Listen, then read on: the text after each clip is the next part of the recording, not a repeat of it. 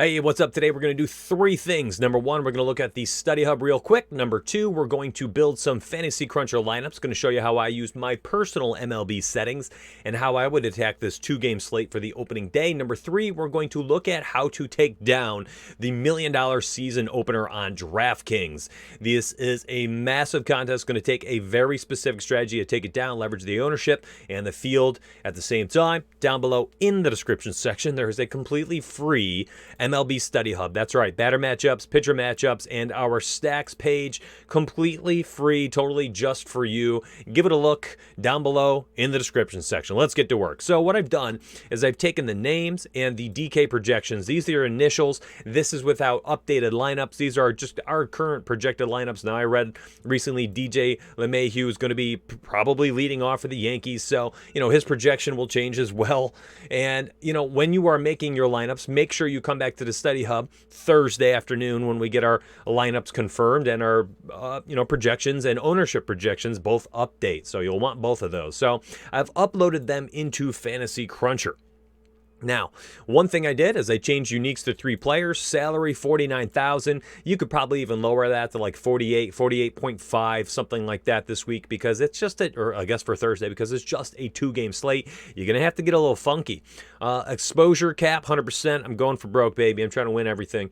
And user randomness here. I'm going to use a randomness of 10%. I think it's going to be a pretty volatile slate first game back. We don't know what we're going to get out of these players on opening day.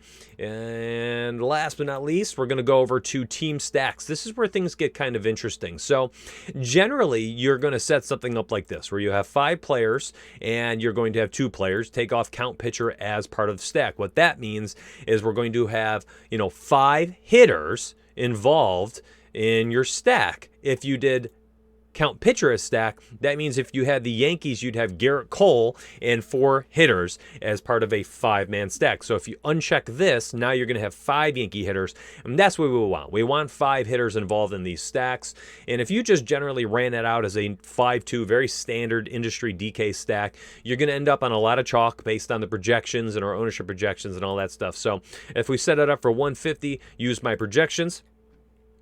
Let's give it a look. As you can see, here we go. Yep, like I said, you're going to have a bunch of Dodger stacks. We're getting a ton of exposure here. Dodgers' best matchup on the board. Clearly, that's something we already knew by looking at our statistics here. The red hot, ice cold projections and splits. All the splits page. I went over all this stuff in that article down below. You can actually click it and check it out if you'd like to use this as well. Johnny Cueto is just he's got the toughest matchups on the board, and his splits are not good. The Dodgers have the highest 5.13 implied run total. Everybody else is 3.93 or lower. And if we're looking at the stacks page, the Dodgers had the best possibilities and range of outcomes based on our simulations for these stacks. So we're going to get a ton of Dodger stacks. And if you want to see how many and see their pairings, you can click on team stacks right here.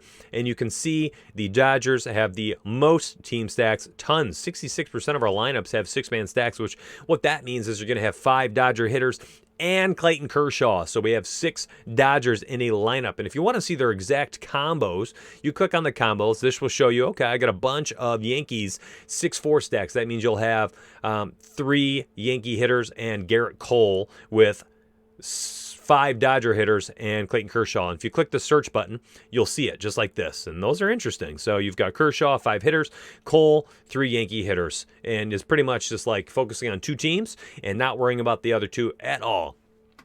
Now, if you want to do things differently, right? And if you're like, okay, those are cool, those are nice, but I'm looking at this right now and it's just Dodgers and Yankees for large stacks. I only have 17 stacks with the Nationals, and I don't have a single 5 or higher stack, 5 hitters or more stack of the San Francisco Giants, and that's how I leverage the field. So if we think that, Clayton Kershaw is going to be extremely popular and chalky, here's how you would set this up so that you can get some leverage on the field. Okay, so if you want to leverage the field and you want to leverage all that Clayton Kershaw ownership, you're going to go right here. You're going to remove all these 5-player stacks. You're going to click the checkbox on the Giants. Now that means the Giants will be the only offense we have stacked up with 5 hitters. And on this side, you can just leave it at 2 players, 100% if you like. If you want to change this around so you can see how many specific stacks you can get with each team, we can do that in a hot second. I'll show you how.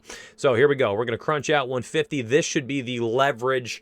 This should be like the leverage the leverage lineups off of Clayton Kershaw. So it can make 35 total lineups based on the salary restrictions that I put in there at 49,000. Again, if you lowered that salary restriction to 48,000 minimum or something like that, you'd probably get some more lineups. So what this shows us right now is, look, we have 35 out of 35 lineups we made with the Giants having 5-man stacks.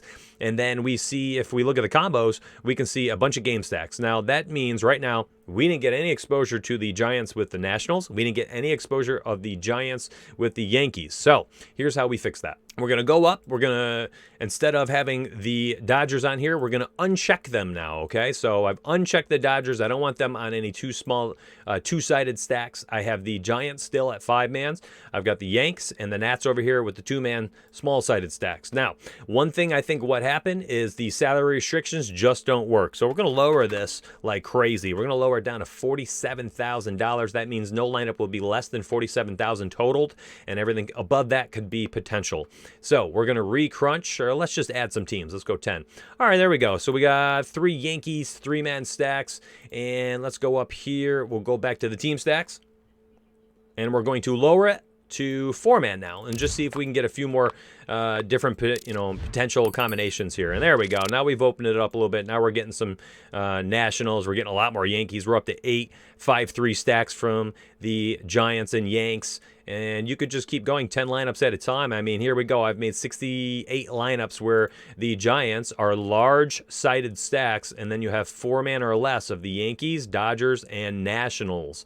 And, depending on how you switch stuff up, my friends, the more you kind of adjust these things, I mean, you could change this and do like 4 3s and try to see how many 4 3s you can get. You could do 4 4s. And the thing with a small 2-game slate like this is you want to differentiate things as much as you can.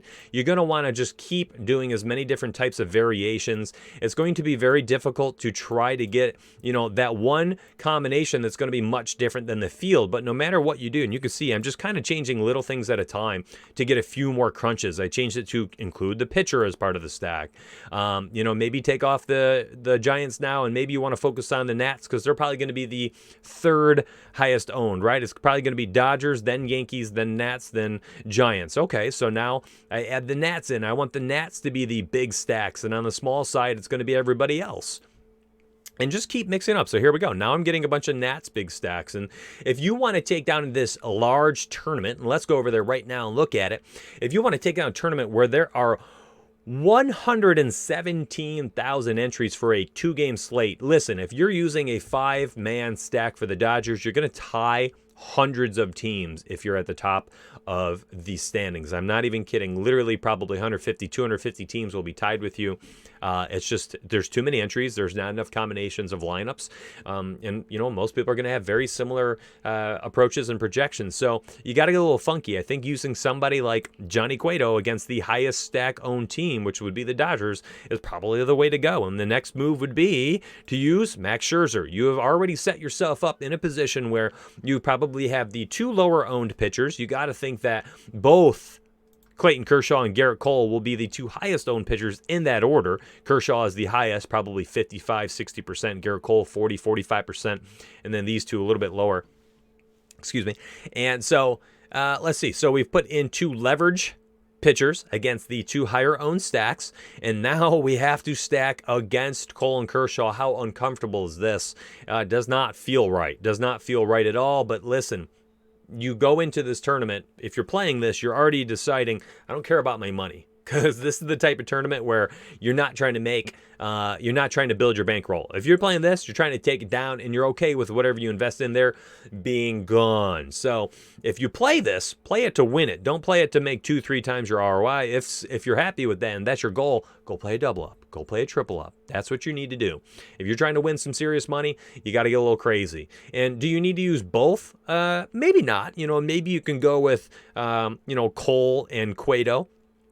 And, then you're able to stack up the Yankees against Scherzer if you want. I don't know, but I don't think there's any combination here that's any better than the rest. I think once you have Cueto in there and you're pitching against this Dodgers 5-man stacks, which are going to be extremely chalky, I think you've already created enough leverage. And after that, I mean, it's kind of a crapshoot of who the next best pitcher would be leverage-wise.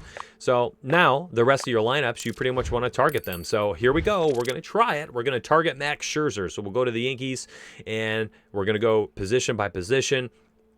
And, I don't have projected lineups in front of me. I don't know who's going to be in there. All right, I made a quick lineup. All right, so we got five hitters in there for the Yanks. Let's create a quick 2-man stack. Now you can pretty much just use whomever you want. All right, so we'll go over to the Giants and catcher. All right, Busty Posey. We know he's not playing due to the adoption of 2 kids who I think they might still be in the ICU.